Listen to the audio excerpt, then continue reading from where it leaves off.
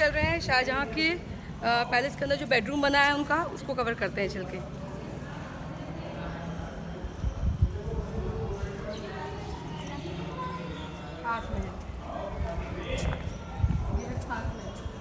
लेकिन उससे पहले यहाँ पर आपको रंगूरी बाग, सामने जो आप देख रहे हैं रंगूरी बाग है, यहाँ पर अंगूर की खेती होती थी और मिट्टी मंगवाई गई थी कश्मीर से। अच्छा अच्छा। और आगरा की जो मिट्टी है वो अंगूर के कल्टीवेशन के लिए सूटेबल नहीं है। जी जी जी। तो अंगूर जो है कश्मीर की मिट्टी से उगाएगा और उन्हीं अंगूर से शुद्ध के जहांगीर के लिए शराब बनाई जाती है।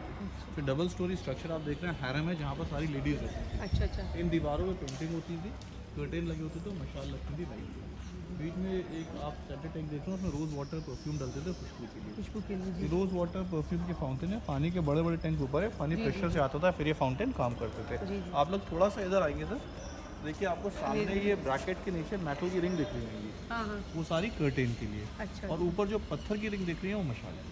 अच्छा। अब हम लोग देखेंगे शाहजहां मुमताज़ का प्राइवेट पैलेस खास कर।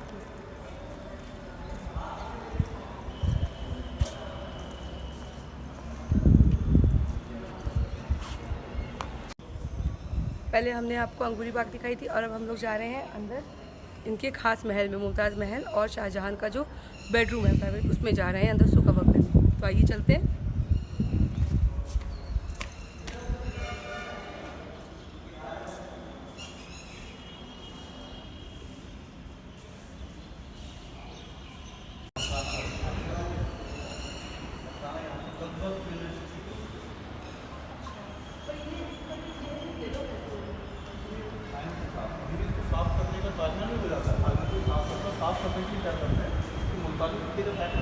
अच्छा, तो सी वाइट मुल्तानी मिट्टी क्या है, जो मार्बल है इंडियन मार्बल, सिर्फ यही एक ऐसी मार्बल है कि नॉन पोरस होती है।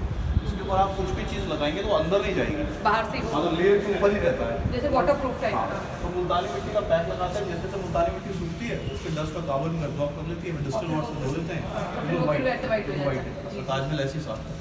तो ये जो आप सारे इंप्रेशंस देख रहे हैं, उस टाइम पे गोल्ड और जेमस्टोन से पूरा पैलेस डेकोरेटेड होता था। अच्छा अच्छा। और इंडियन मार्बल की एक स्पेशलिटी होती है कि ट्रांसलूसेंट होती है, अगर आप उस पर एक तरफ लाइट रखते हैं तो लाइट उसमें से बाहर निकल जाएगी। ट्रांसलूसेंट में देखिए आपको लाइट आती हुई दिखती हाँ। है। लेकिन सर अभी क्या है कि दिन का समय पूरा पैलेस खुला है, इसमें लाइट है, लेकिन जब आप उसको हैवी कर्टेन और डोर से बंद करेंगे तो अंधेरा होएगा। और अंधेरे में अर्ली मॉर्निंग जब सनराइज होता था तो मार्बल के थ्रू लाइट आती है। अच्छा अच्छा। गोल्ड और जेमस्टोन को छूती थी, पूरा पैलेस चमकने चमकने लगता है। पीछे कार्पेट फ्लो होता है, बीच वाले रिंग में शैंडल है, दोनों अच्छा, साइड पे chandelier है। सिल्वर डोर जिसमें जेमस्टोन लगे थे, बाहर सिल्क और वूल के कारपेट लटकते थे जी। पर्दों की तरह। जी। आपको नजर आइए, ये कॉर्नर पेंटेड है लॉर्ड क्यूजन के टाइम का, लेकिन ये ओरिजिनल है सारा।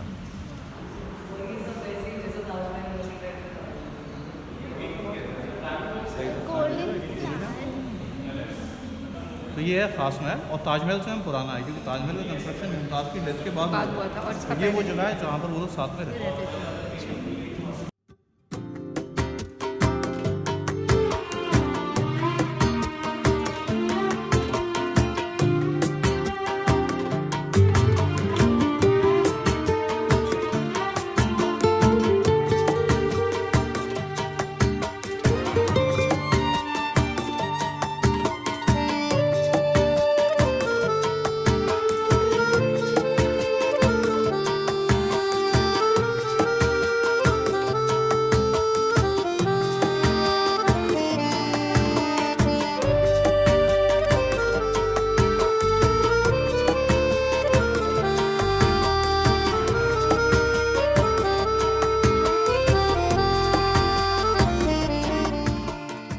तो अब हमने शाहजहां का पैलेस देख लिया, उनका बेडरूम देख लिया जहाँ पर मुमताज़ महल और शाहजहां रहते थे। अब हम लोग जा रहे हैं सबसे पुराना हिस्टोरिकल यहाँ का है, वो है शाहजहां की जेल।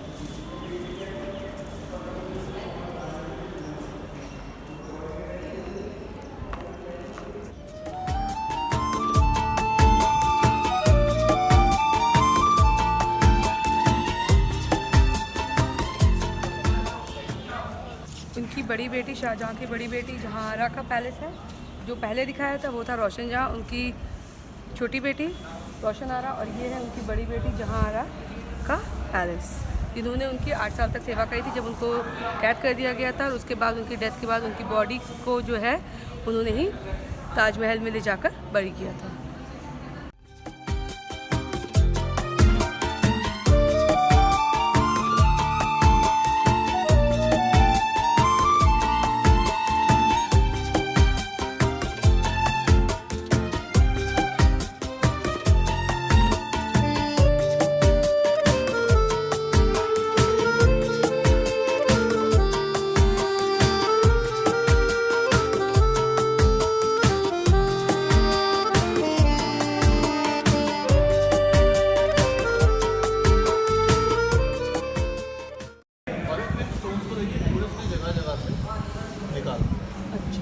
इसीलिए इस जगह को बंद कर दिया। सो 1658 इंडियन हिस्ट्री का वो साल था जब ताजमहल को बन के 5 साल हो चुके थे।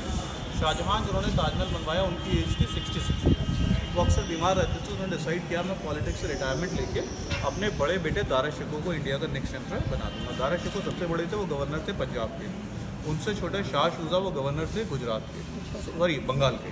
शाह औरंगज़ेब दक्कन साउथ के, सबसे छोटे मुराद जो कि गवर्नर थे गुजरात के। जब शाहजहाँ ने ये कहा मेरे बड़ा बेटा अगला बादशाह बने, तो औरंगज़ेब ने विद्रोह कर दिया, चारों भाइयों में जंग की। 2 बैटल हुई, बैटल ऑफ धर्मत और बैटल ऑफ समूह, जिसमें औरंगज़ेब ने तीनों भाइयों को हराया। हराने के बाद अपने फादर को जेल में डाला और वो हिंदुस्तान का अगला बादशाह बन गया। लेकिन जब शाहजहाँ को जेल में डाला तो ऐसा नहीं किसी कैद के अंदर डाल दिया, इस पूरे फोर्ट में हाउस अरेस्ट, मतलब शाहजहाँ फ्रीली पूरे फोर्ट में कहीं पर भी जा सकते थे, किसी से ही मिल सकती हो। 8 साल तक शाहजहाँ यहाँ पर कैद में रहे, 1658 से 1666। 22 जनवरी 1666 at the age of 74 Shahjahan की यहाँ पर डेथ हो गई। तो फिर उनकी बेटी ने उनको ले जाके ताजमहल के अंदर दफना। तो बेसिकली एक पैलेस था जो कि शाहजहाँ के जेल के नाम से मशहूर है। इसका नाम है मुथम्मन बुर्ज।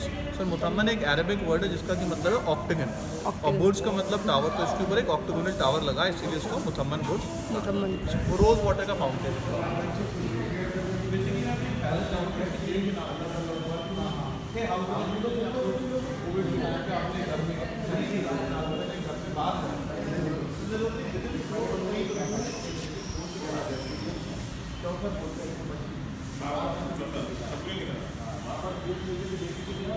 तो अब हम लोग जा रहे हैं दीवानी खास। हम लोग इस चेयर से ऊपर जा रहे हैं दीवानी खास की तरफ।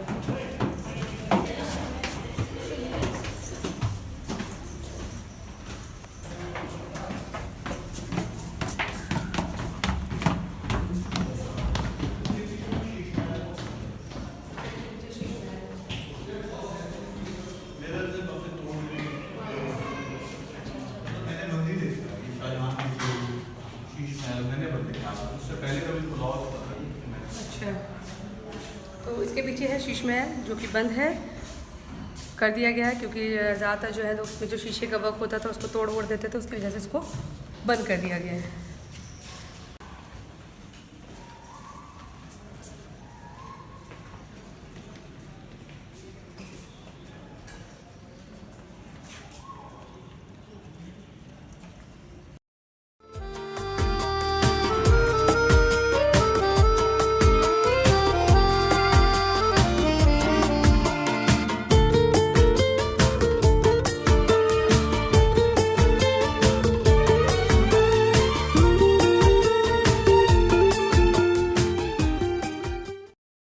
मुगलों का पार्लियामेंट बोल सकते हैं, मुगलों का लेकिन parliament. Upper house of parliament, क्योंकि यहाँ पर जितने मेंबर्स होते थे वो नॉमिनेटेड थे, इलेक्टेड मेंबर्स तो होते नहीं थे, जैसे राज्यसभा होता है।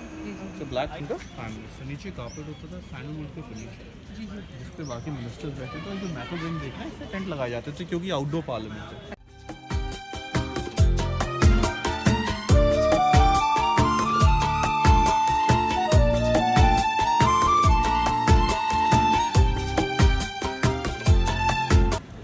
सो अभी हमने दीवाने खास देखा था और अब हम लोग जा रहे हैं दीवाने आम, जहाँ पे आम पब्लिक आ सकती है अपने किंग से मिलने के लिए, उनसे अपनी प्रॉब्लम्स को सॉल्व कराने के लिए। तब हम लोग चलते हैं दीवाने आम की तरफ।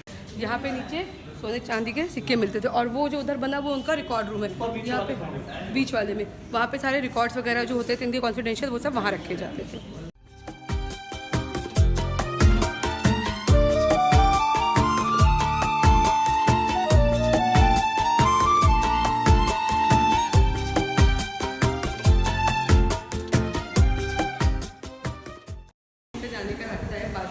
किंग के जाने का, बादशाह के जाने का रास्ता यहीं से है, जब वो अपने दीवाने आम में जाते थे पब्लिक से इंटरेक्ट करने के लिए।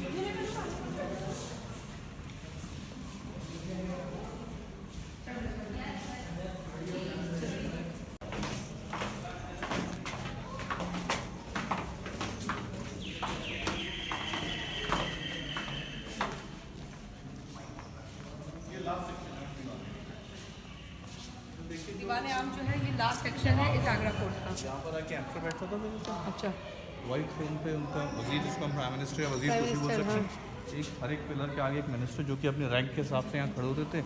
जिनकी प्रेयर या पिटीशन होती थी वो लोग बाहर, अच्छा। उसकी जो भी प्रेयर पिटीशन है मिनिस्टर को देगा, मिनिस्टर प्राइम मिनिस्टर एम्पर को, फिर वो उस पर अपना डिसीजन बनाएंगे। ठीक है। फिर एम्पर वहाँ बैठा है, पब्लिक बाहर, तो उसकी आवाज़ हर एक तक कैसे पहुँचेगी? ये सारे पिलर्स अंदर से खोखले हॉलो हैं, तो एको होकर उसकी आवाज़ क्लियरली बाहर जाएगी।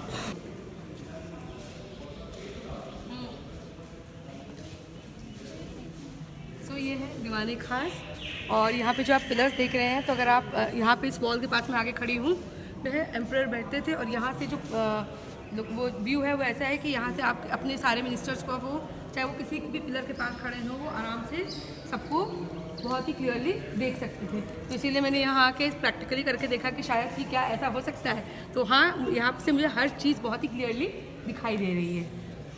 सो हमारी नदी में है, ये हमारे गाइड थे जिन्होंने हमें ये पूरा आगरा फोर्ट घुमाया है। सो फ्रेंड्स, आप जब भी आगरा फोर्ट आएँ तो प्लीज़ आप इनसे ही कांटेक्ट करिएगा। ये बहुत अच्छे से आपको डिस्क्रिप्टिव वे में बताएंगे, इसके बारे में जानकारी देंगे। तो जितना अच्छा इन्होंने हमें बताया है, शायद ही हमें कोई बता पाता। तो प्लीज़ आप आइए और एक बार इनको मौका दीजिए, आपको सर्विस देने का अच्छे से अच्छी, आपको प्रॉपर तरीके से गाइड करेंगे, आपको यहाँ के बारे में पूरी इन्फॉर्मेशन देंगे। मेरे चैनल को लाइक करिए, सब्सक्राइब करिए और ज़्यादा से ज़्यादा कमेंट करिए।